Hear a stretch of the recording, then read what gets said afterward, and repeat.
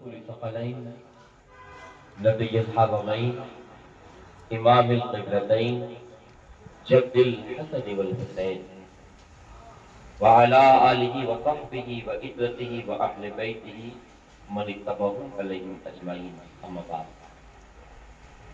فأعوذ بالله من الشيطان الرجيم بسم الله الرحمن الرحيم إن الدين عند الله الإسلام صدق اللہ وصدق رسول۔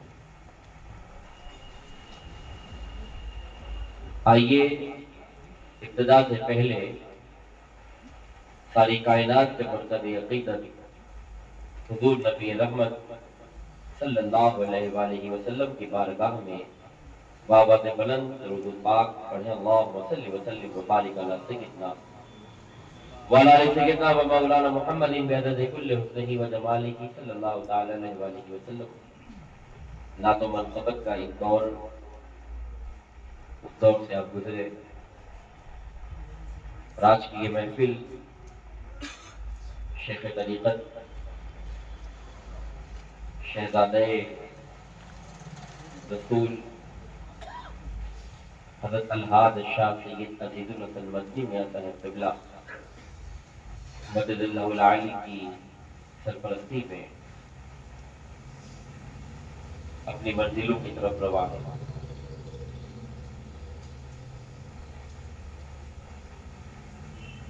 اللہ کے قرآن کے جس حصے کو میں نے تلاوت کیا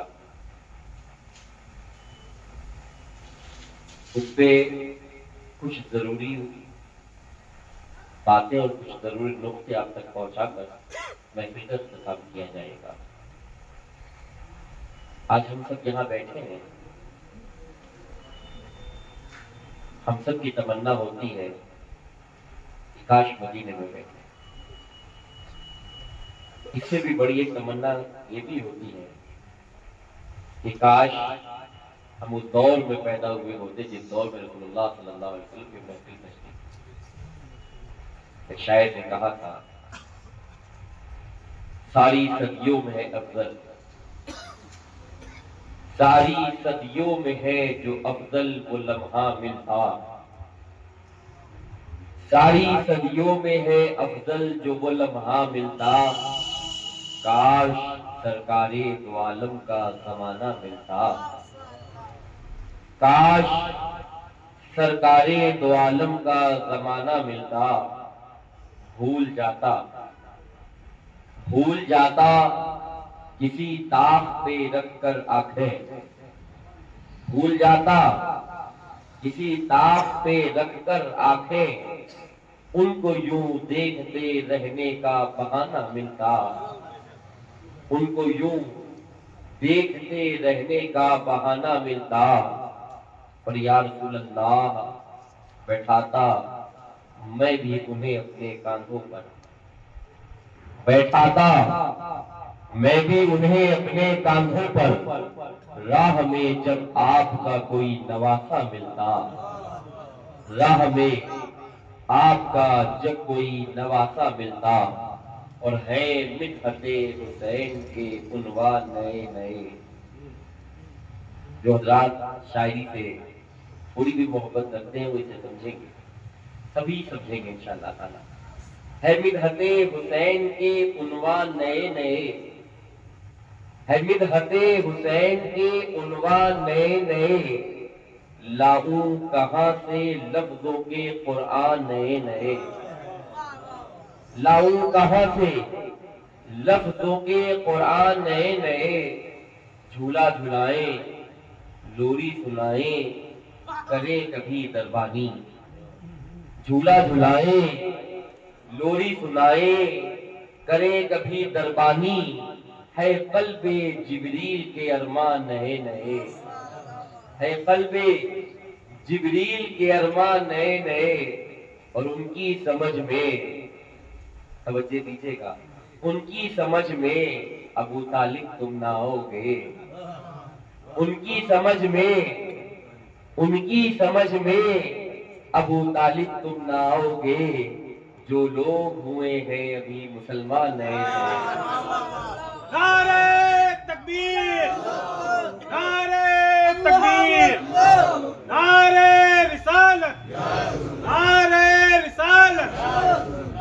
عرس مبارک، جشن عرس مبارک، کل ایمان، کل ایمان، نعرہ حیدری، نعرہ حیدری۔ ان کی سمجھ میں ابو طالب تم نہ آؤ گے، جو لوگ ہوئے ہیں ابھی مسلمان نئے نئے۔ جنید کے نعرے نے مجھے ایک شعر اور یاد دلا دیا کہ یہ کس نے کہا، یہ کس نے کہا کہ ذکر علی کا نہیں ہوگا، یہ کس نے کہا کہ ذکر علی کا نہیں ہوگا، ہم ہیں تو یرما کبھی پورا نہیں ہوگا، ہم ہیں تو یرما کبھی پورا نہیں ہوگا۔ ابھی حافظ طاہر صاحب میرے بارے میں پتہ نہیں کیا کیا کہہ رہے تھے، کیونکہ محبت میں خانقاہ سے تعلق رکھنے والے ایک اپنا سفر ہوا۔ تقریر تو علماء کا کام ہے اور وہ کرتے ہیں، بزرگوں اور ان سادات کرام کی خدمت کر کے جو کچھ سیکھ لیا تھوڑا بہت بہت تک پہنچاتا ہوں۔ نصیر اچھا ہوا در ان کا مل گیا ورنہ، سوچیں آپ اگر یہ آل محمد کا در نہ ملا ہوتا تو کیا ہوتا۔ نصیر اچھا ہوا در ان کا مل گیا ورنہ، گرتے گراتے پڑھتے پڑھاتے خدا جانے کہاں جانا۔ عزیزان گرامی، اللہ کا ارشاد ہوا ان الدین عند اللہ الاسلام۔ اے لوگوں، تمہارے پیدا کرنے والے خالق، رزق دینے والے رزاق، مالک حقیقی، ارحم الراحمین، رب العالمین کے نزدیک دنیا میں تمام مذہبوں میں سب سے زیادہ پسندیدہ مذہب اسلام ہے۔ قرآن کا صاف طور پر یہ اعلان ہے۔ اس کے بعد ایک عام انسان کے دل میں، اور وہ انسان جس نے رسول اللہ کا کلمہ پڑھا، خدا کے دین کو قبول کرا، اس کے دل میں اطمینان ہو جانا چاہیے کہ ہم نے جس دین کا دامن پکڑا ہے اور جس دین کو قبول کیا ہے وہ کوئی عام دین نہیں بلکہ رب العالمین کا محبوب دین ہے۔ اسلام اتنا عظیم مذہب ہے کہ جس کی وسعتیں، جس کی گہرائی اور جس کی فراخ دستی کا اندازہ لگانا دنیا کے لیے آج بھی ایک چیلنج بنا ہوا ہے۔ اسلام یہ وہ عظیم مذہب ہے جو صدیوں سے اپنی صداقت کی بنیاد پر، صدیوں سے اپنی شرافت کی بنیاد پر اور صدیوں سے اپنی حقانیت کی بنیاد پر زمین پر پھیل رہا ہے اور انشاءاللہ قیامت تک پھیلتا رہے گا۔ اسلام وہ عظیم مذہب ہے جس میں انسان کو انسان، جانوروں کو بھی حق دلانے کی بات کہی۔ اسلام وہ عظیم مذہب ہے جو انسان کو انسانیت سکھاتا ہے، انسان کو ایک اچھا انسان بناتا ہے، خدا اور بندے کے درمیان رابطوں کو مضبوط اور خدا کی بارگاہ میں ان تمام کروڑوں کی بارگاہوں سے بچا کر کے یہ خدا کی بارگاہ میں جو جھکاتا ہے وہ اسلام ہے۔ کروڑوں کو سجدہ کرنے سے جو بچا کر ایک رب کو سجدہ کروائے وہ اسلام ہے۔ اس پیشانی کو جو ہر ایک کے آگے جھکنے نہ دے، اس سر کو ہر ایک کے آگے خم نہ ہونے دے وہ اسلام ہے۔ اکثر لوگ پوچھتے ہیں اسلام محمد رسول اللہ صلی اللہ علیہ وآلہ وسلم سے ہے، یہ بھی بات سن لیجیے، اسلام محمد رسول اللہ صلی اللہ علیہ وآلہ وسلم سے ہرگز نہیں۔ لوگ یہی سمجھتے ہیں کہ اسلام 1400 سال پرانا مذہب ہے اور وہ حضور صلی اللہ علیہ وآلہ وسلم کے تشریف آوری سے اسلام نہیں، نبی کے آنے سے اسلام نہیں ہے، نبی کے آنے سے اسلام نہیں ہے۔ شاید حیرت کی بات ہو آپ کے لیے، کاش یہ بات دنیا کو پہلے بتائی گئی ہوتی تو آج اسلام سے اتنے الزام نہ لگے ہوتے۔ نبی کے آنے سے اسلام نہیں ہے تو پھر اسلام کب سے؟ جب زمین کے اوپر اللہ تبارک و تعالیٰ کا خلیفہ، اللہ کا نائب حضرت آدم علیہ السلام زمین پر اللہ کے نائب و خلیفہ بن کے تشریف لائے، جناب آدم کے آنے سے اسلام زمین پر آ گیا۔ حضرت آدم کے آنے کے ساتھ ہی ساتھ اسلام زمین پر آیا۔ یہی وجہ ہے کہ کلمہ تو ہم نے محمد رسول اللہ کا پڑھا ہے، مگر حضرت آدم کی بھی تعظیم کرتے ہیں، حضرت موسیٰ کی بھی عزت کرتے ہیں، حضرت زکریا اور یحییٰ کو بھی مانتے ہیں، ابراہیم و اسماعیل کو بھی مانتے ہیں۔ ان تمام نبیوں کو اس لیے مانتے ہیں کیونکہ انہوں نے اللہ کے دین اسلام کی تبلیغ کی، مگر ہم فالو جو کرتے ہیں محمد رسول اللہ۔ اب ظاہر سی بات ہے آدم علیہ السلام کے ساتھ اسلام آیا تو 1450 سال پہلے کیا ہوا؟ دراصل یہ ہے کہ جو آدم کے ساتھ اسلام آیا، جس کی تبلیغ جناب زکریا نے کری، حضرت آدم علیہ السلام کے بعد جناب شیش نے کری، حضرت ہارون و موسیٰ نے کری، یحییٰ و عیسیٰ نے کری، ابراہیم و اسماعیل علیہ السلام ان نبیوں نے کری، وہ اسلام میں لوگوں نے، ان کے تعلیمات میں لوگوں نے، ان کے پیغام میں لوگوں نے، ان کے ارشادات میں لوگوں نے اپنے حساب سے گھٹانا اور بڑھانا شروع کر دیا۔ نوبت یہ آئی کہ ان انبیاء اور رسول کی سچی تعلیم زمین پر باقی نہ رہی، بلکہ لوگوں نے جیسا چاہا ویسا اپنے مذہب کو اپنے مطابق کر لیا۔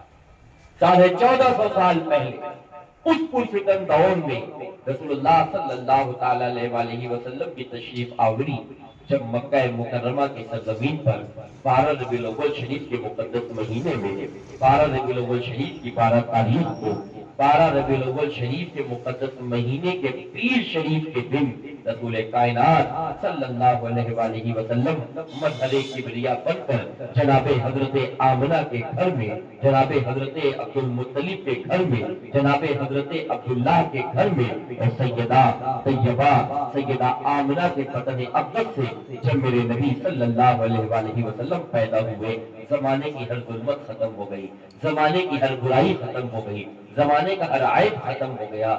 وہ لوگ جن لوگوں کو ہدایت کی کبھی امید بھی نہ تھی، وہ ہدایت بانٹنے والے بن گئے۔ ارے سنیے، ہدایت تو ہدایت رہی، رسول جب یثرب میں قدم رکھتے تو یثرب کو مدینہ بنا دے، وہ ہے رسول اللہ کی ذات ہے۔ جب مکہ مکرمہ میں اللہ کے نبی کی تشریف آوری ہو جائے اور حضور تشریف لے آئے، حضور پیدا ہو جائے، حضور کے قدم ناز مکہ مکرمہ کی سرزمین پر رنجہ سرکار فرما دے، تو جس کی برکتیں یہ ہو کہ اللہ سماج کی پھیلی ہوئی ہر برائیوں کا خاتمہ کرنے والا نبی آ رہا ہے، سماج میں انسان کو ایک اچھا انسان بنانے والے رسول آ رہے ہیں۔ یہ وہ رسول آ رہے ہیں کہ اب اگر کسی کا بھی کلمہ پڑھا جا رہا ہو، کسی کی بھی نبوت کے ترانے گائے جا رہے ہو، کسی کی بھی رسالت پہ ایمان لا کر لوگ اطمینان کر لے، مگر اب سنو اب کسی کے ترانے نہیں گائے جائیں گے سوائے محمد رسول اللہ کے، اب کسی کی عظمت کے قصیدے نہیں پڑھے جائیں گے سوائے محمد رسول اللہ کر۔ اب اسلام وہی ہے جو نبی کے زبان سے کہہ دے، اسلام وہی ہے جو نبی حکم دے دے، اب اسلام وہی ہے جو نبی کہہ دے، جو نبی کر دے، جو نبی حکم دے دے۔ پتہ یہ چلا ان تمام انبیاء کی تعلیمات اور ان کا لایا ہوا مقدس دین اسلام سمجھ کر ایک ذات محمد رسول اللہ میں آ گیا۔ اب اسلام وہی ہے جو نبی کے زبان مبارک سے نکل جائے اور رسول اللہ کر کے دکھا دے، وہی اسلام ہے۔ اب نبی جو کہہ دے اور جو کر دے وہی اسلام ہے۔ اب نبی صلی اللہ علیہ وسلم سے ہٹ کر اگر کوئی اسلام کی بات کرے جھوٹا ہے، رسول سے ہٹ کر اسلام نہیں ہے، اسلام رسول سے ہٹ کے نہیں ہے۔ تو اسلام 1400 سال پرانا نہیں ہے، اسلام کے آخری نبی صلی اللہ علیہ وآلہ وسلم اس سے 14ویں صدی جو جس پہ ہم گزر کر 15ویں صدی میں آ چکے ہیں، یہ 15ویں صدی سے پہلے رسول اللہ صلی اللہ علیہ وسلم کی جو تشریف آوری ہوئی تھی، وہ سرکار کی آمد کی یہ برکتیں تھیں کہ انہوں نے سماج کو اچھا سماج بنایا، انسان کو ایک اچھا انسان بنایا۔ اس لیے پورے مذہب کو رسول کی طرف موڑ دیا گیا اور سچائی پھیلانے والے رسول، امن بانٹنے والے رسول، سماج کے اندھکار کو مٹانے والے نبی، سماج میں ظلمت کو ختم کرنے والے آقا، امیر غریب کے بیچ فرق ختم کرنے والے آقا، بادشاہ و پرجا کے بیچ فرق ختم کرنے والے آقا، اور ساری دنیا کے سارے تمبے قبیلے حسب و نسب کے سارے فرق ختم کر کے ایک ہی صف میں ایک رب کے سامنے عبادت کے لیے کھڑا کر دینے والے آقا محمد رسول اللہ صلی اللہ علیہ وآلہ وسلم کی ذات ہے۔ ایک عاشق نے کہا تھا ایک ہی صف میں کھڑے ہو گئے محمود و ایاز، نہ کوئی بندہ رہا نہ کوئی بندہ نواز۔ وہ لوگ جو قبیلوں پہ فخر کر کے لڑ رہے تھے، جن کے قبیلے کی عصبیت کی بنیاد پر زمانے میں نہ جانے کتنے انتشار پھیل رہے تھے، کوئی امیر غریب کو سلام کرنا پسند نہیں کر رہا تھا، کوئی غریب جو ہے امیر کے پاس جاتے ہوئے دل میں خوشی نہیں محسوس کرتا تھا، پتہ نہیں کب ذلیل کر کے دروازے سے بھگا دیا جائے۔ مگر قربان جاؤ نبی مکرم صلی اللہ علیہ وآلہ وسلم پر کہ انہوں نے سماج کی ساری برائیوں کو ختم کر دیا، امیر غریبی کے سارے درجات کو ختم کر دیا، اور ایک رب کی عبادت کے لیے ایک ہی صف میں لا کے سب کو کھڑا کر دیا۔ بادشاہ ہے تو اسی صف میں کھڑا ہے، پیر ہے تو اسی صف میں کھڑا ہے، مرید ہے تو اسی صف میں کھڑا ہے، عالم ہے تو اسی صف میں کھڑا ہے، عام انسان ہے تو اسی صف میں کھڑا ہے، اور سلطنتیں ریاستوں کے صوبے کے صوبے سالار ہو چاہے ریاستوں کے مالک ہو، ہر پیشہ ور انسان، ہر امیر و غریب، ہر کس و ناکس ایک ہی صف میں جو ذات کھڑا کر دے، اس ذات کا نام محمد رسول اللہ صلی اللہ تعالی علیہ وآلہ وسلم ہے۔ عزیزان گرامی، اسلام اتنا عظیم مذہب ہے جس نے روئے زمین کی تمام غلطیوں کو، تمام برائیوں کو مٹا کر ایک اللہ کی عبادت کا پیغام دیا ہے۔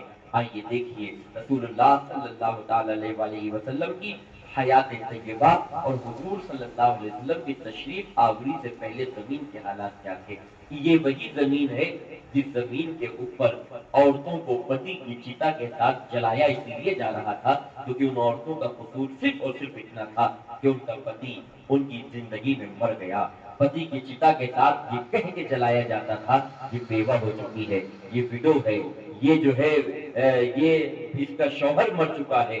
عزیزان گرامی، روئے زمین پر آپ جائزہ لیجئے، اسلام کے خلاف زبانیں کھولنا تو آسان ہے، اسلام کے خلاف سوشل میڈیا پہ چلانا تو آسان ہے، مگر تاریخ شاہد ہے اسلام نے جو کر کے دکھا دیا وہ دنیا میں کوئی دوسرا کر کے نہ دکھا سکا، وہ دنیا میں کوئی سوچ بھی نہیں سکتا جو اسلام نے کر کے دکھایا ہے، جو پیغمبر اسلام نے کر کے دکھایا ہے۔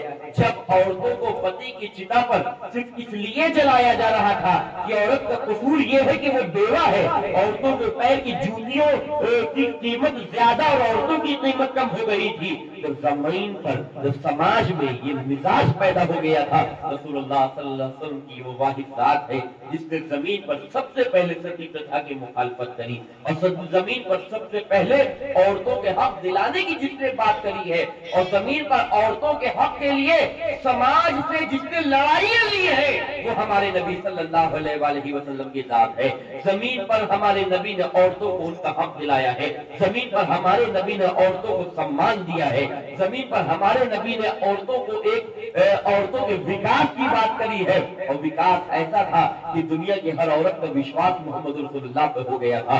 اب زمین پر ہمیں کوئی مارے گا نہیں، اب زمین پہ ہمیں کوئی نہیں زندہ جلائے گا، اب زمین پر ہمیں کوئی پیر کی جوتی کے برابر نہیں سمجھے گا، کیونکہ ہمارے محافظ محمد رسول اللہ ہے، ہمیں بچانے کے لیے محمد رسول اللہ تشریف لے آئے ہیں، ہماری حفاظت کی ذمہ داری انہوں نے لے لی ہے۔ جب نبی نے اپنی آغوش رحمت میں ان مجبور عورتوں کو لیا تو وہ عورتیں جنہیں زمانہ بیوہ کر کے جلا دیا کرتا تھا، اللہ اللہ نبی نے جب عزتیں بانٹنی شروع کری ہے، نبی نے جب اسلام کی تعلیمات کی نشر و اشاعت کری ہے، اور اسلام کے دامن کرم سے لوگوں کی وابستگی کے بعد رسول اللہ نے جس پر سب سے زیادہ کام کیا ہے وہ عورتوں کے حقوق ہیں۔ آپ دیکھیے یہ وہی زمانہ ہے جس زمانے میں باپ اپنی بچی کے گردن پر پیر رکھ کر صرف اس لیے بچی کو مار دیتا تھا کہ اس کی بچی اس کے یہاں بیٹی پیدا ہوئی ہے، بیٹے کے خواہش مند تھا باپ بچی کو اسی لیے مارتا تھا کہ بیٹا وہ بن کے پیدا نہیں ہوئی تھی۔ اس معصوم بچی کا کیا قصور تھا جو اپنے باپ کے پیروں کے وزن سے مار دی جاتی تھی۔ اور آج بھی عرب کی سرزمین پر ایک دارالحکامہ ایسا قائم ہے جس میں اس زمانے میں بچیوں کو زندہ دفن کیا جاتا تھا، وہ مثال کے طور پر اور نمونے کے طور پر آج بھی وہ جگہ موجود ہے۔ عزیزان گرامی، باپ اپنی بچیوں کو زندہ مار رہا تھا، بیواؤں کو کوئی سماج میں جینے کا ادھیکار نہیں تھا۔ ایسے نازک دور میں ہم سب کے آقا و مولا، ہم سب کے محسن و کرم فرما اور روئے زمین پر امن و انسانیت کے سب سے بڑے علمبردار ہم سب کے آقا رسول اللہ صلی اللہ علیہ وآلہ وسلم نے جب عورتوں کے حق کی بات کری ہے اور جب نبی بانٹنے پہ آ جائے، جب نبی سخاوت کرنے پہ آ جائے، جب نبی تقسیم کرنے پر آ جائے تو اللہ وہ تقسیم کر دیا کرتے ہیں جو زمانہ سوچ نہیں سکتا ہے۔ اب آپ تاریخ کا جائزہ لیجئے، میری تقریر کو عنوان صرف اہل بیت ہے، یہ یاد رکھیے گا۔ میں اس اہل بیت تک آپ کو پہنچانا چاہ رہا ہوں جن کو سمجھنے کے لیے آپ نے واقعات تو بہت سنے ہوں گے، مگر میں آپ کو بتاؤں کہ اہل بیت کی ابتدا کیا ہے۔ اہل بیت کی ابتدا اللہ، اہل بیت کی ابتدا ہی ہوتی ہے برائیوں کو ختم کر کر اہل بیت کی ابتدا ہوتی ہے۔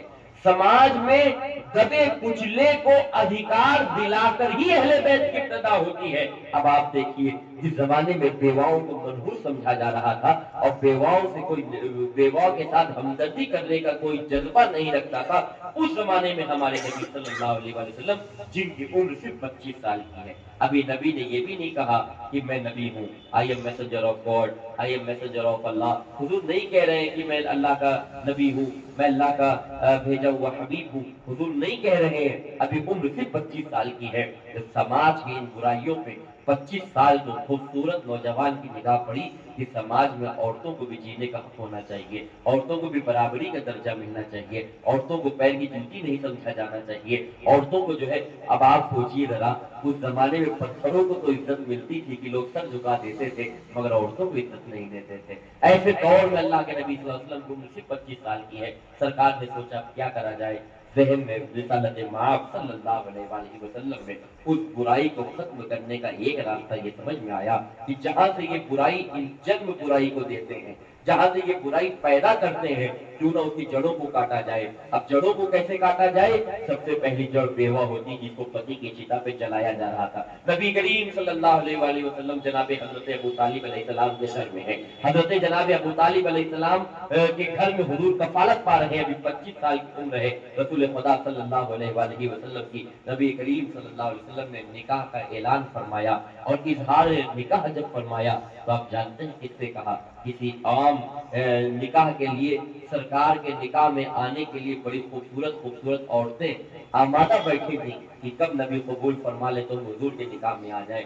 بڑے بڑے ممالک کے بڑے روسا کی بیٹیاں حضور کے نکاح میں آنے کے لیے تیار بیٹھی تھی، مگر ہم سب کو اپنے آقا پہ جتنا فخر کرے اتنا کم ہے۔ ہمیں اپنے آقا پہ بے حد فخر ہونا چاہیے کہ 25 سال کی عمر میں صرف ہمارے نبی صلی اللہ علیہ وآلہ وسلم میں 40 سال کی ایک بیوہ عورت ہے۔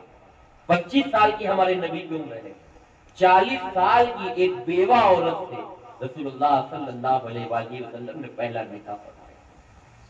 40 سال کی بیوہ عورت، پہلا نکاح۔ سوچئے نبی نے نکاح کیا، یہ تو ایک بڑا کام ہے، بڑا مسئلہ ہے۔ صحیح سی بات ہے، بیواؤں سے نکاح آج بھی بہت سے لوگ کر لیتے ہیں، مگر بڑے کام سے زیادہ وہ سوچ بڑی ہے کہ بیوہ سے نکاح کیا جائے۔ یہ سوچ زمانے میں تو تھی نہیں، اس بارے میں تو کوئی سوچ ہی نہیں سکتا تھا، اس بارے میں سوچنا ہی محال تھا جو ہمارے نبی صلی اللہ علیہ وسلم نے کر دیا۔ ایک بیوہ سے نکاح کرا، ان کا کیا نام ہے؟ جن کا نام جناب سیدہ خدیجہ ہے، جن کا نام جناب سیدہ خدیجہ ہے۔ اب آپ اس دور کی ایک جھلکی اپنے نظر میں رکھیں کہ بیواؤں کو منحوس سمجھا جا رہا تھا، پتی کی چتا پہ جلایا جا رہا تھا، بیواؤں کو پیر کی چوٹی سے بھی بدتر سمجھا جا رہا تھا، بیوہ کو سماج میں جینے کا ادھیکار نہیں دیا جا رہا تھا۔ دیکھا نہ چاہیے، رسول اللہ صلی اللہ علیہ وسلم نے ایک بیوہ سے نکاح کرا، نکاح کرنے کے بعد لوگوں سے کہا، اے لوگوں سنو، اب کوئی بیوہ پتی کی چتا پہ نہیں جلائی جائے گی، اب کسی بھی بیوہ کو پتی کی چتا پہ ستی نہیں کیا جائے گا۔ اے لوگوں سنو، اب جو بیوہ سے نکاح کرے گا وہ میری سنت پہ عمل کرے گا، وہ میرے طریقے پہ عمل کرے گا، جس کو مجھ سے محبت ہے وہ اس بات کا خیال کرے کہ وہ بیوہ سے نکاح کرے۔ ابھی تک وہ جو لوگ بیواؤں کو منحوس سمجھ رہے تھے، دروازے کھٹکھٹا کے بیوائیں ڈھونڈی جا رہی ہیں۔ رکھ میں اللہ سب کے دن پکڑتا ہے۔ جن بیواؤں کو پتی کی چتا پہ بٹھا کے جلایا جا رہا تھا اور جن بیواؤں کو چہرے کو دیکھ لیتا تھا کوئی تجارت کرنے والا تو کاروبار کرنے نہیں جاتا تھا، تجارت پہ نہیں جاتا تھا کہ بیوہ کو دیکھ لیا ہے پورا دن منحوس ہو جائے گا، کاروبار میں کوئی فائدہ نہیں ہوگا۔ آج وہی لوگ ہیں کہ اپنے گھر کے دروازے کھٹکھٹا کے بیواؤں کے پتے ڈھونڈ رہے ہیں، کیونکہ اب اگر بیوہ سے نکاح کر لیا تو محمد رسول اللہ کی سنت کا عمل ہو جائے گا، اور نبی کی سنت کا عمل ہو جائے گا تو قیامت میں خدا بخش دے گا۔ اب آپ دیکھیے نبی نے صرف ایک بیوہ سے نکاح نہیں کرا، میں نے کہا میں اہل بیت سمجھاؤں گا آپ کو، نبی نے صرف بیوہ سے نکاح نہیں کرا، بلکہ رسول اللہ صلی اللہ علیہ وسلم نے فرمایا اے لوگوں میں نے جس خدیجہ سے نکاح کیا، میں نے جس خدیجہ سے نکاح کیا، اے لوگوں سنو، یہ خدیجہ جب تک میرے نکاح میں نہیں تھی تب تک یہ جو بھی، ویسے اس وقت بھی جناب خدیجہ عرب کی بہت شریف گھر کی بیٹی تھی، بہت روسا گھر کی بیٹی تھی جناب خدیجہ الکبریٰ۔ جب نبی کے نکاح میں آئی نبی نے فرمایا اے لوگوں سنو، میرے جتنے عمر نہیں ابھی جو ہوں گے اور قیامت تک جو آئیں گے ان سب کے لیے یہ میرا حکم ہے کہ یہ میری بیوی جو خدیجہ ہے یہ میری سارے امتیوں کی ماں ہے۔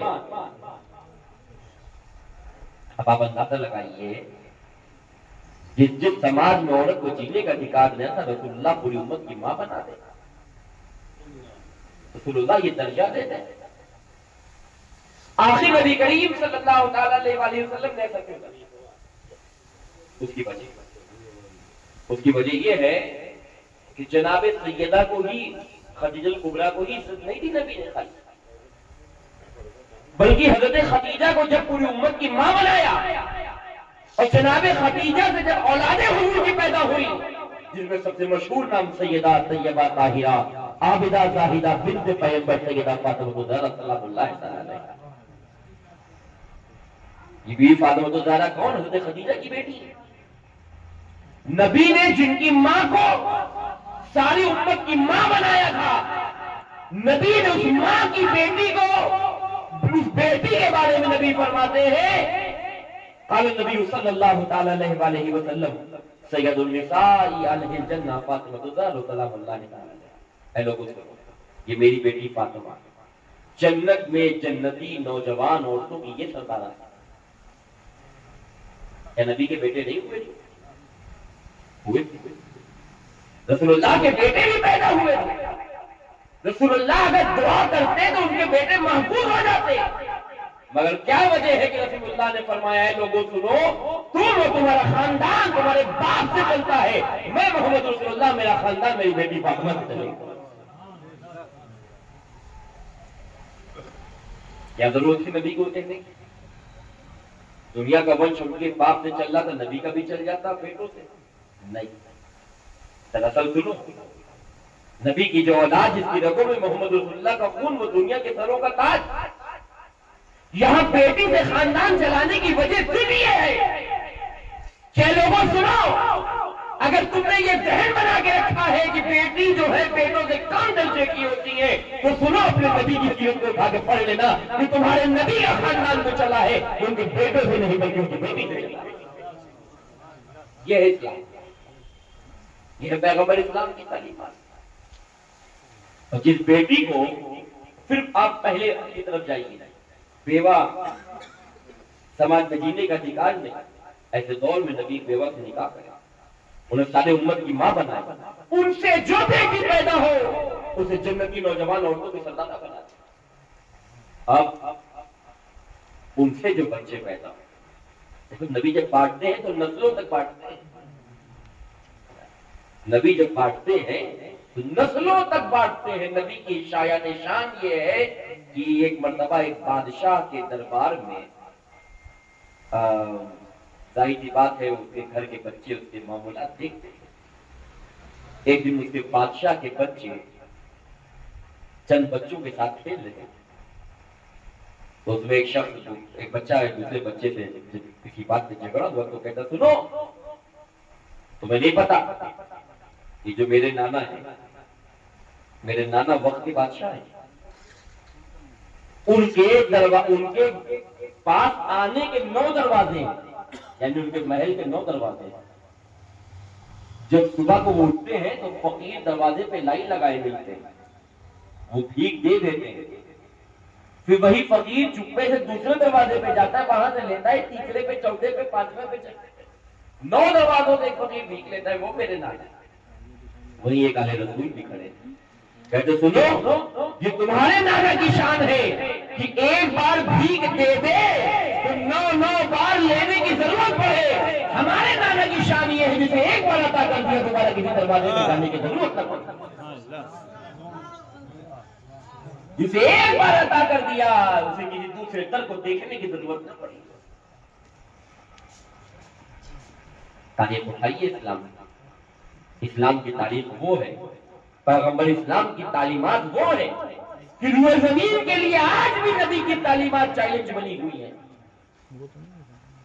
یہ دور میں مزدوروں پہ ظلم کرنا اپنی بہادری کا سبب سمجھا جاتا تھا۔ ایسے دور میں نبی نے فرمایا کہ لوگوں، مزدور کا پسینہ سوکھنے سے پہلے اس کی مزدوری دے دو۔ جس دور میں حسب و نسب پہ فخر کیا جا رہا تھا، رسول اللہ صلی اللہ علیہ وآلہ وسلم نے سارے فرق کو ختم کر کے فرمایا اللہ کی نظر میں محبوب وہ ہے جس کے اعمال زیادہ اچھے، جسے تقویٰ رکھا۔ اب اسلام کی تعلیمات کو دیکھیے، کتنی اعلیٰ تعلیم ہے اسلام۔ اسلام وہ عظیم مذہب ہے کہ جس نے ہر سماج کو عزت دی۔ آج بیکورڈ اور اوپر کی بڑی ذاتوں کے پیچھے ایک گہری کھائی آ چکی ہے۔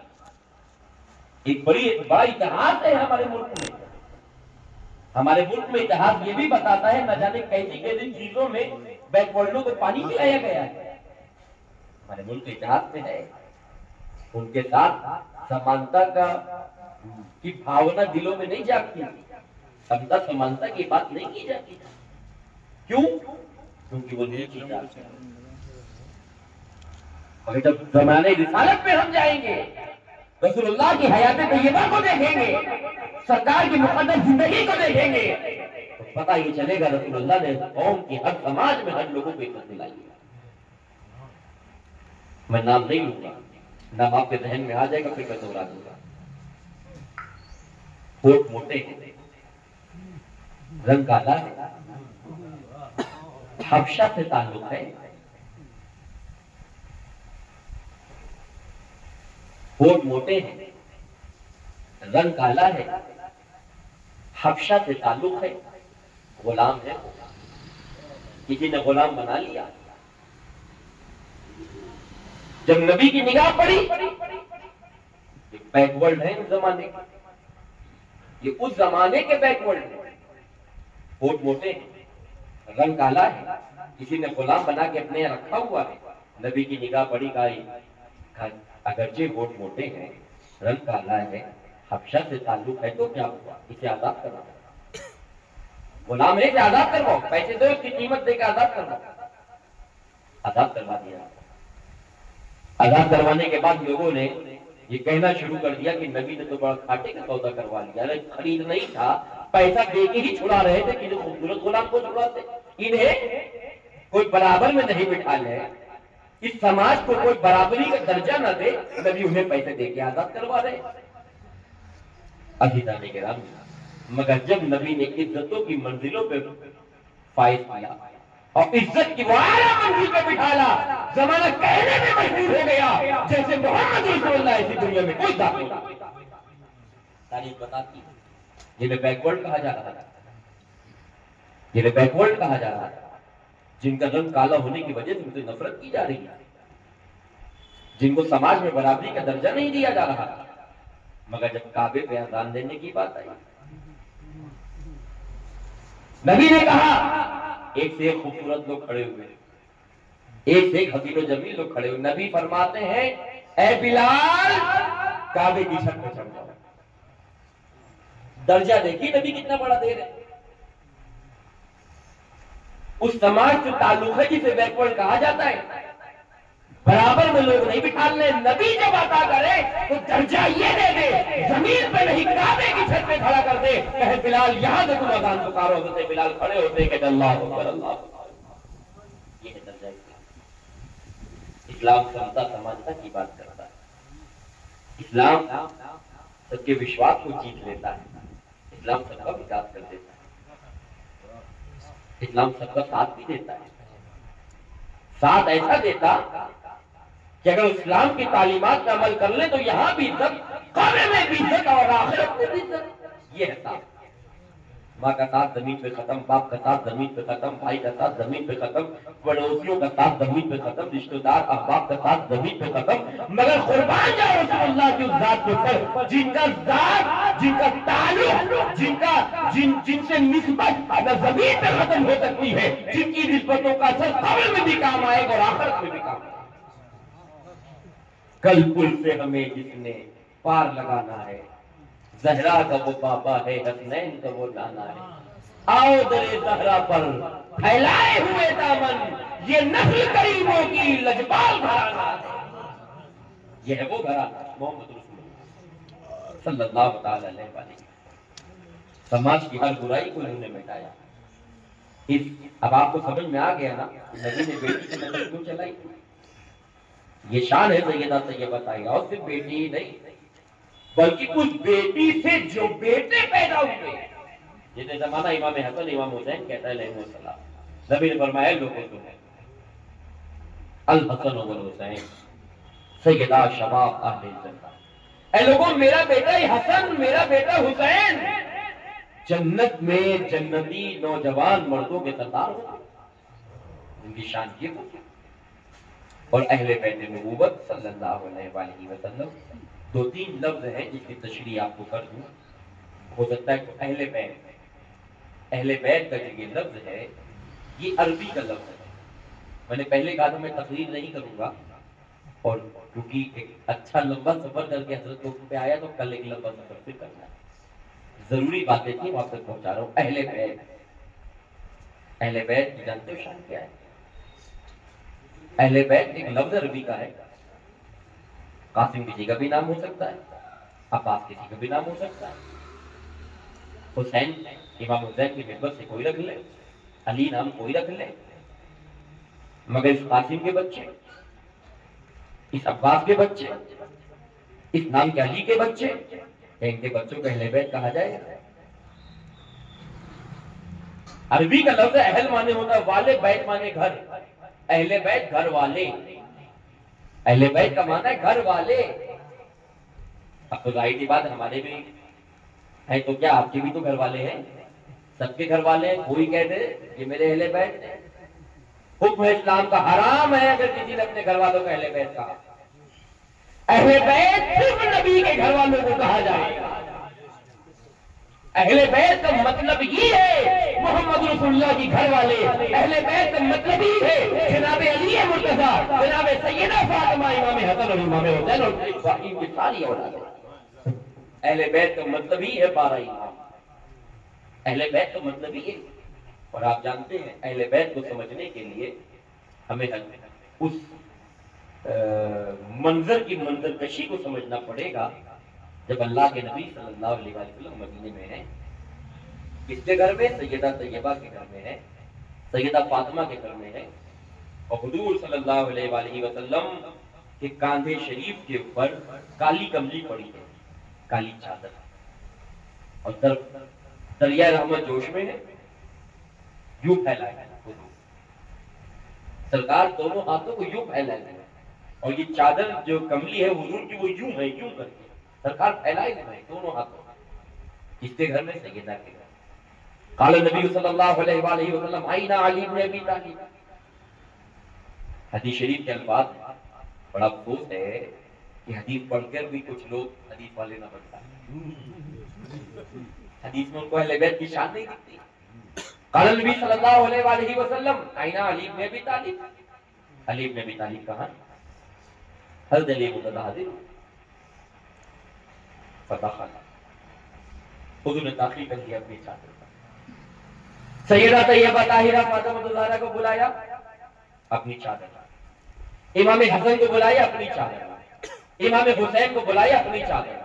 اب آپ توجہ دیجیے گا، آپ کے عقیدے کی بات ہو رہی ہے، سنیوں کے عقیدے کی بات ہے، بلکہ اسلام کے نظریے کی بات ہے۔ اسلام کے نظریے کی بات. اللہ کے نبی صلی اللہ علیہ وسلم نے اپنی چادر میں مولا علی کو لیا, امام حسن کو لیا, امام حسین کو لیا, بی فاطمہ الزہرا کو لیا. اب کتنے چادر میں کتنے لوگ ہیں؟ 4 ہے نا. ایک تو نبی ہے, ایک تو نبی ہے, ایک نبی, ایک علی, ایک فاطمہ, ایک حسن و حسین, یہ 5. جب 5 لوگ ایک ہی چادر میں اکٹھا ہوئے, گویا فرشتوں نے کہا تھا بدن تو 5 ہے مگر جان ایک ہے, اسی لیے انہیں پنجتن پاک کہا جاتا. نعرہ تکبیر, نعرہ رسالت, پنجتن پاک, پنجتن پاک, نعرہ حیدری, نعرہ حیدری. اسی لیے انہیں پنجتن پاک کہا جاتا. اب اللہ کے نبی صلی اللہ علیہ وسلم نے کیا کرا؟ چادر پھیلی ہے نا. ابھی سیدہ فاطمہ آ گئی, مولا علی آ گئے, ابھی کھلی ہے چادر. امام حسن بھی آ گئے, ابھی بھی کسی کا انتظار ہے. امام حسین آ گئے, بات پوری, کسی کا انتظار نہیں ہے, کسی کے لیے نہیں پھیلی چادر. اللہ کے نبی صلی اللہ علیہ وسلم نے یوں کر کے اسے ڈھک لیا, اپنی چادر کو یوں ڈھکا. ترمذی شریف کی حدیث ہے, فقال النبی صلی اللہ تعالی علیہ وسلم اللہم ہؤلاء اہل البیت, اے اللہ یہی میرے اہل بیت ہیں, علی میرے اہل بیت, فاطمہ میرے اہل بیت, حسن و حسین میرے اہل بیت, اللہ یہی میرے اہل بیت ہیں. اللہم. اب اللہ بڑا مشہور ہے کہ نبی نے کسی کے لیے بد دعا نہیں کری, پتہ ہے نا کری ہے بد دعا حضور نے. جی ہاں, حضور نے بد دعا کری ہے. اگر حضور بد دعا نہ کرتے تو بڑے بڑوں کے چہرے نہ بگڑے ہوتے یار. ہر دشمن آل محمد کا چہرہ جو بگڑا ہے یہ حضور کی اسی بد دعا کا اثر ہے. چاہے آل محمد کا دشمن ٹوپی لگا کر آئے یا داڑھی رکھ کر آئے یا امامہ پہن کر آئے یا کتنی اچھا ڈگری لے کر کے آئے, مگر یہ دیکھا جائے گا آل محمد کا عشق دل میں ہے کہ نہیں ہے. اگر ہے تو اس کے ساتھ حضور کی دعا ہے, اور نہیں ہے تو حضور کی بد دعا. ظاہر سی بات ہے, کوئی صبح کو, کیونکہ ہمارے لوگوں کے یہاں سارے فتوے صبح آتے ہیں, کوئی صبح کہ ایسا کہتے نبی نے بد دعا کہاں کری, چیز تو نہیں ہے. خانقاہ والے جاہل نہیں ہوتے الحمدللہ, ہم فتوا دینا بھی جانتے ہیں, ہم خطاب کرنا بھی جانتے ہیں. اللہ کا فضل ہے, ہمارے بزرگوں نے سارے ہنر سکھائے ہیں, ہمیں جاہل نہیں رکھا ہے الحمدللہ. اب کوئی کہے نبی نے بد دعا کیسے کری, تو اللہ کے نبی نے ہاتھ اٹھا. ابھی سب کو بند کر لیا نا چادر میں, یہ پنجتن پاک ہو گئے نا.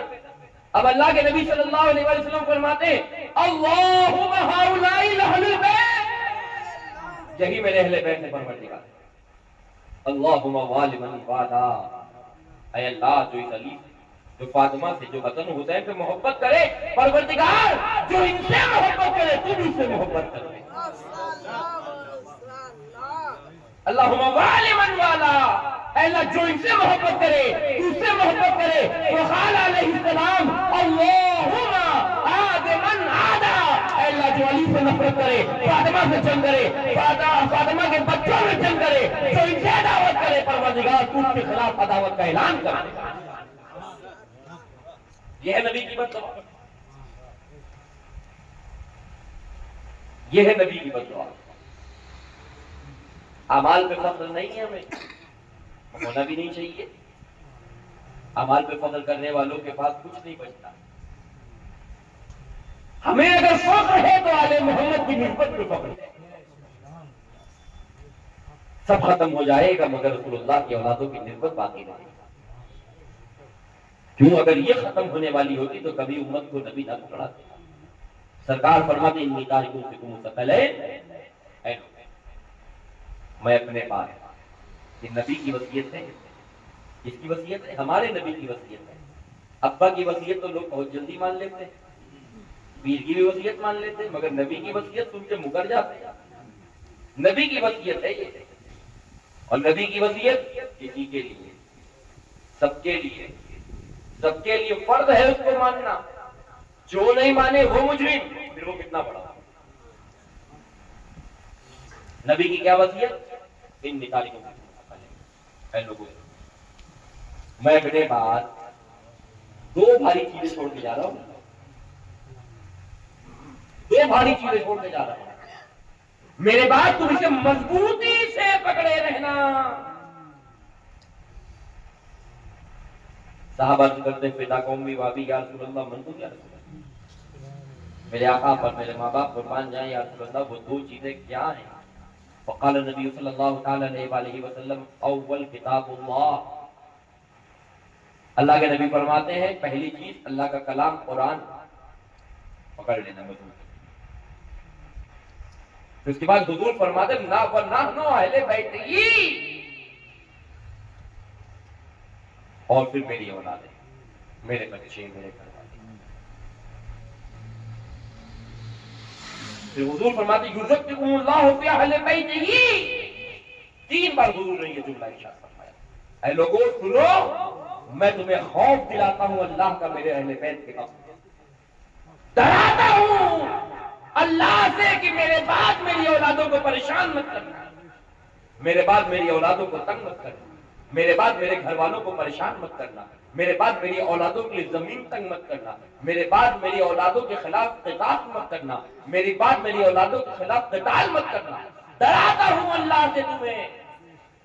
آخر یہ در قرآن کے لیے نبی نے کیوں نہیں کہا؟ قرآن کے لیے نبی نے نہیں کہا، کہنا تو قرآن کے جب دو چیزیں دی ہیں، بھاری دی ہیں، وزنی دی ہیں، تو دونوں کے بارے میں ایک ہی بات کہنی چاہیے تھی۔ قرآن کی بات کہی رسول اللہ کہہ کے گزر گئے، اہل بیت کی بات آئی تو بار بار ڈرا رہے، تین بار کہہ رہے۔ وجہ یہ تھی نبی کی نگاہ نبوت دور تک دیکھتی ہے، وہی زمانے کے ناصبیوں کو دور دیکھ رہے ہوں گے کہ ایک زمانہ ایسا آئے گا جب ناصبی میرے اہل بیت کی عزت پہ حملہ کرنے کے لیے قرآن کو ثبوت بنائیں گے، اور جب قرآن کو ثبوت بنا کر کے میرے آل کی عزت پہ حملہ کریں گے تو حضور ڈرا رہے ہیں لوگوں سنو، جس طریقے سے تم نے قرآن کو مان لیا ہے ویسے ہی میرے آل کو بھی مان لیا۔ یہ حضور کا ارشاد ہے، اے لوگوں اہل بیت کے حق میں تمہیں ڈراتا ہے، میرے بعد میری اولادوں کو تنگ مت کرنا۔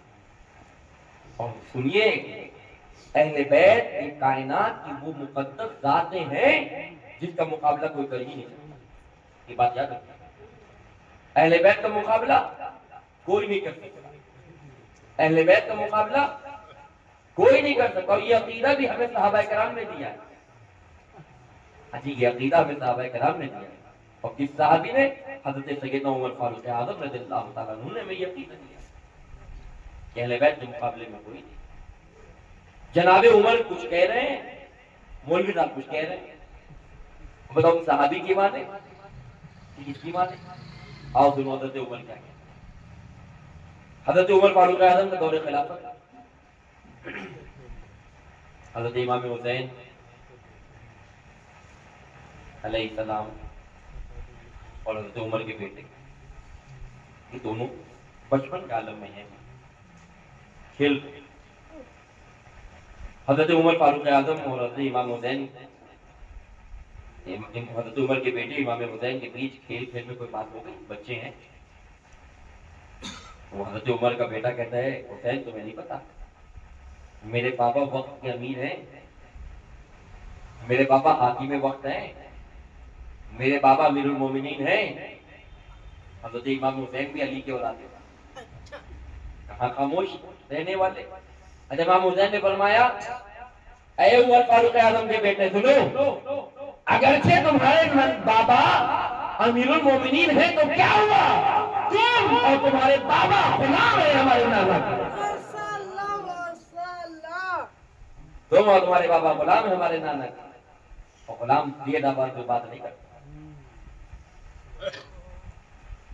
حضرت عمر کے بیٹے کو برا لگا، اپنے بابا کے پاس کہا بجان دیکھیے حسین کیسی بات کہتے ہیں، چلیے اور امام حسین کو سمجھائیے جا کر، ان سے انتقام لیجیے اس بات کا۔ حضرت عمر نے اپنے بیٹے سے پوچھا کیا کہا، تو کہتے ہیں کہ بابا، امام حسین کہتے ہیں تم اور تمہارا باپ ہمارے نانا کا بولا، تم زیادہ غور سے یہی کہا تھا؟ جی یہی کہا۔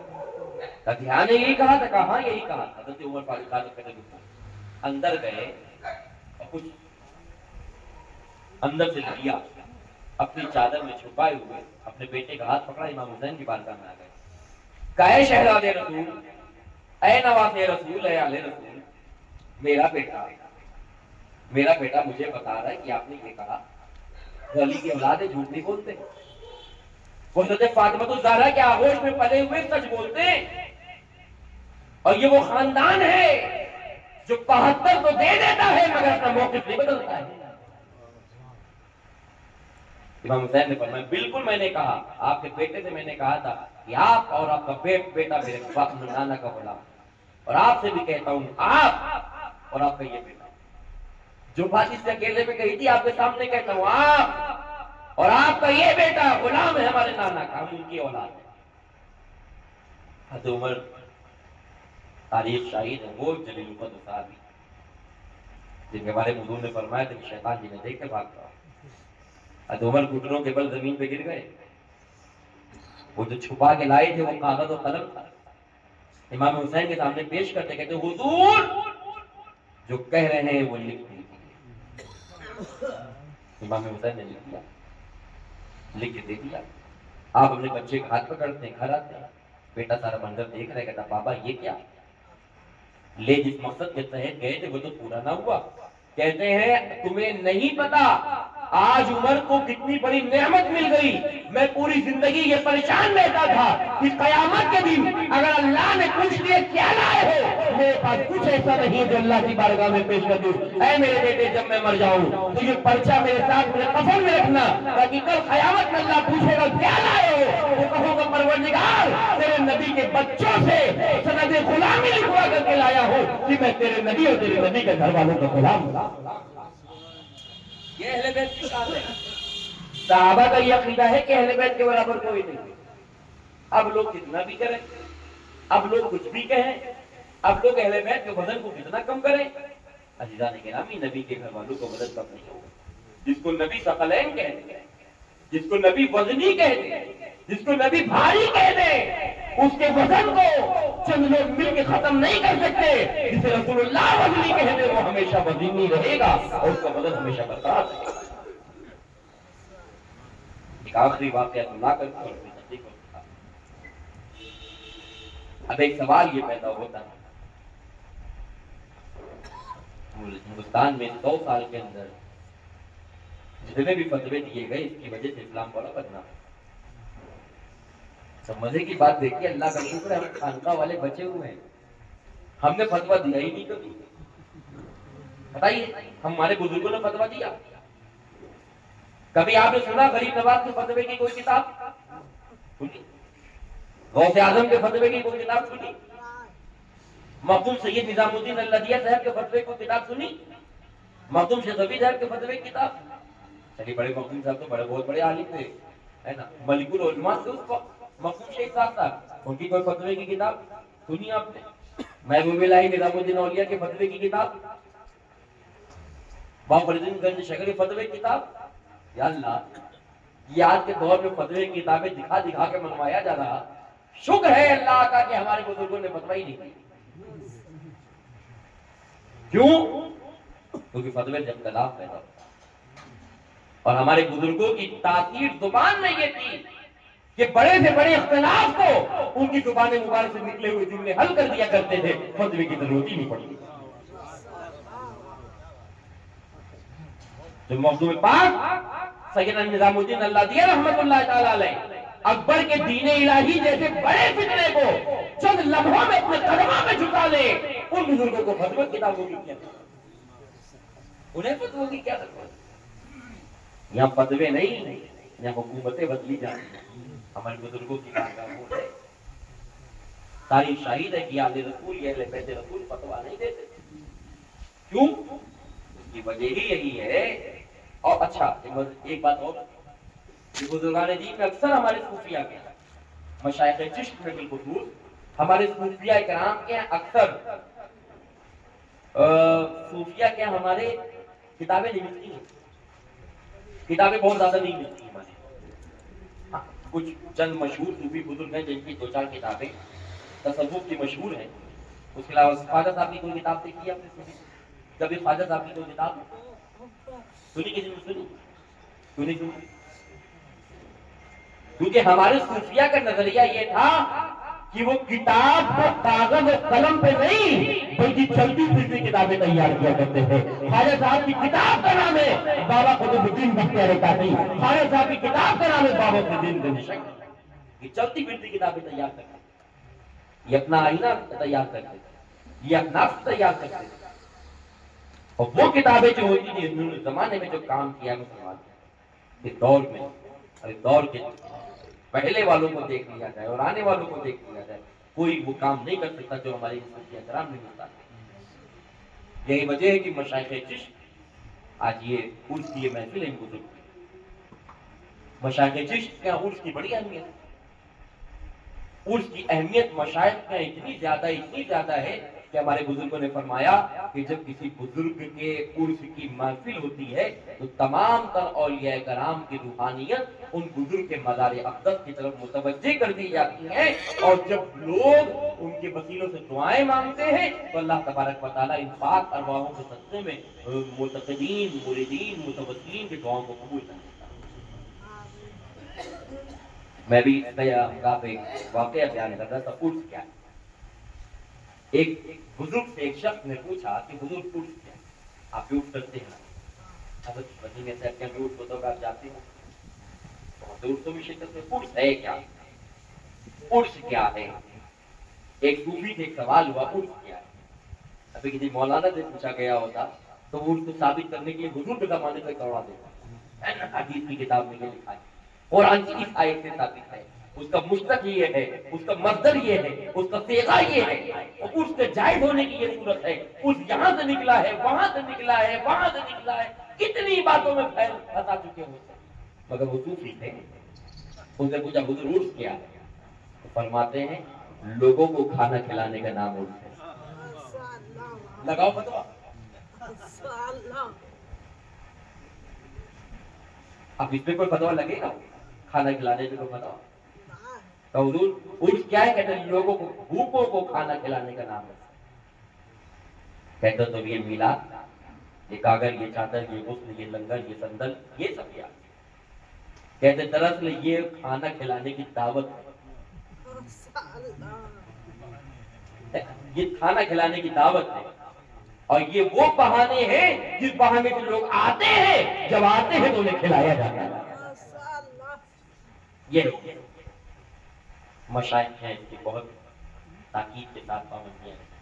لوگوں ہم عرس میں حاضر ہیں, اور جن کے عرس میں حاضر ہے وہ ایک شہید جن کے بارے میں قرآن کہتا ہے کہ اللہ تبارک و تعالیٰ نے وہ زندگی عطا فرمائی ہے کہ جن کی زندگی کا شعور, جن کو دیکھنے کا شعور ہم میں نہیں ہے. یہ زندہ ہے اپنی قبروں میں, اللہ کی طرف سے رزق نہیں ملتا ہے, اللہ کی طرف سے ہر قوم سے دور محفوظ رکھا جاتا ہے. ایک شہید کی بارگاہ میں آپ آتے ہیں, ایک شہید کے عرس میں آپ آتے ہیں. جس آفتانے پہ آپ بیٹھے ہوئے ہیں یہ کسی عام ولی کا نہیں ہے. ولی تو ہر ولی اللہ کا محبوب ہوتا ہے, مگر اس میں جو شہداء ہوتے ہیں, جو شہید ہوتے ہیں, ان کے مقام تو بہت ہی بلند و بالا. شہید وہ ہے کہ قیامت کے دن یہ بلائے جائیں گے, ان کے سروں پہ نور کا تاج رکھا جائے گا. لوگ کہیں گے پروردگار یہ کون ہے؟ اللہ کی طرف سے منادی ندا کرے گا, یہ وہ لوگ ہیں جنہوں نے اللہ کے دین کے لیے قربانی, جان کی قربانیاں کی. اب ایک شہید دوست بنا دینا ہے. آپ جانتے ہیں اس شہید کی بارگاہ کچھ پیغام لے کر جائیں. پیغام کیا ہے؟ پیغام یہ ہے لوگوں سب میں سمجھوتا کرنا, نبی کے دین میں سمجھوتا نہ کرنا. یہ ان بارگاہوں کا پیغام. ہر شے میں سمجھوتے کی تیاری کر لو, چلے گا. کھانا 2 وقت کھاتے تھے, 1 وقت کھا لو, سمجھوتا کھانے سے کریں. اپنی نفس سے سمجھوتا, اپنی جان سے سمجھوتا, اپنی ضروریات سے سمجھوتا, ہر شے سے سمجھوتا کر لو, مگر نبی کے دین سے سمجھوتا نہ کرنا. جس نے نبی کے دین سے سمجھوتا کرا ہے وہ بدتر برے حال میں دنیا سے گیا. اور جس نے نبی کے دین کو سرخروئی بخشی, جس نے نبی کے دین کے لیے زندگی قربان کری, اللہ نے ان پہ یہ رحمت نازل فرمائی کہ صدیاں گزر گئے, ہزاروں سال گزر گئے, آج ان کے مزار پاک روشن و منور نظر آ رہے ہیں. آج بھی یہ بتا روشن نظر آ رہا نبی کے دین کو سمجھوتا کیا ہے؟ سمجھوتا یہ نہیں کہ نبی صلی اللہ علیہ وسلم کے دین کو کوئی برا کہے اور ہم نہیں. سمجھوتا کیا؟ سب سے پہلا سمجھوتا یہ کہ ہم اعمال میں کوئی سمجھوتا نہ کریں. کوئی اللہ کا ولی تعلیم اٹھائیے، کوئی اللہ کا ولی بے نمازی نہیں ہے، کوئی اللہ کا ولی بے نمازی نہیں ہے. مگر افسوس ہم سینکڑوں بزرگوں کوٹ میں جا کے بھی نمازی نہیں ہوتا. کوئی اللہ کا ولی اس مزاج کا نہیں ملے گا کہ پھٹے ہوئے بدن کو کپڑوں سے نہ ڈھکا جائے. افسوس ہم نے سینکڑوں چادریں تو چڑھا لی مگر غریبوں کے پھٹے ہوئے بدن کی طرف ہماری نگاہ نہیں. بچے سیکھیے کہ مسائل دنیا کی ضرورتیں ہیں. اگر آپ کو اللہ نے خوشحال رکھا ہے تو آپ کا فرض ہے کہ آپ اپنے بھائی کی طرف بھی نگاہ کریں جس کے پاس کھانے کو کھانا نہیں ہے. نبی فرماتے ہیں جس کے پاس کھانا تھا وہ کھا کر کے سو گیا، اس کا پڑوسی بھوکا سویا، وہ ہم میں سے نہیں ہے. یہ اسلام کی تعلیم نہیں ہے. یہ ساری چیزوں کا مقصد ہی صرف کھانا کھلانا. اس ہر دن کریے، اس ہر وقت کریے. جب کسی غریب کو کھانا کھلائیے وہی اس بزرگ کا عرس ہے. جب کوئی بھوکا ملے اپنے کسی شیخ کے نام سے، اپنے کسی پیر کے نام سے، اپنے کسی ولی کامل کے نام سے کھانا کھلا دیے اس بزرگ کا عرس ہے. غریبوں کو کھانا کھلائیں، ضرورت مندوں کی مدد کیجیے. اور جو نوجوان ہیں ان سے خاص طور پر یہ اہتمام ہے کہ آپ جانتے ہیں آپ کے نبی صلی اللہ علیہ وسلم نے آپ کی جنت کہاں رکھی. آپ کی جنت جو ہے وجویر شریف میں نہیں رکھی گئی، بغداد میں بھی نہیں رکھی گئی، مدینے میں بھی نہیں رکھی گئی. آپ کی جنت مکے میں بھی نہیں رکھی گئی ہے. آپ کی جنت آپ کی ماں کے قدموں کے نیچے رکھی گئی ہے. والدین کی خدمت کرو. جس کے والدین راضی ہیں، زندہ ہیں، انہیں راضی کرو، ان کی خدمت کرو. اپنے والدین کے ساتھ اچھا سلوک کرو، اپنے والدین کی ضرورتوں کا خیال کرو. جن لوگوں آپ کو یاد رکھو یہ والدین وہ ہیں کہ اللہ تعالیٰ جب اپنی رحمت کی مثال دیتا ہے تو کہتا ہے لوگوں سنو، تم نے اپنی ماں کی محبت تو دیکھی ہے نا، جتنا تمہاری ماں تمہیں چاہتی ہے تمہارا رب ماں سے 70 گنا زیادہ چاہتا ہے. اللہ اگر اپنی محبت کی مثال بھی دیتا ہے تو ماں سے دیتا ہے. تو ماں کا درجہ کتنا بڑا ہو. قدر کرو اپنے والدین کی. اللہ تبارک و تعالیٰ کہنے سننے سے زیادہ عمل کی توفیق و نصیب عطا فرمائے. اور ان بزرگان دین، ان مشائخ نظام، ان سادات کرام کے داخلوں سے اللہ تعالیٰ کو تعبیر قائم رکھے. اور حضور مرحوم سید نظام الدین اللہ دیا رحمۃ اللہ علیہ کی فیض و برکات سے اللہ یہاں بھی نوازے، آخرت بھی نوازے. واہ دعوانا اللہ تعالیٰ.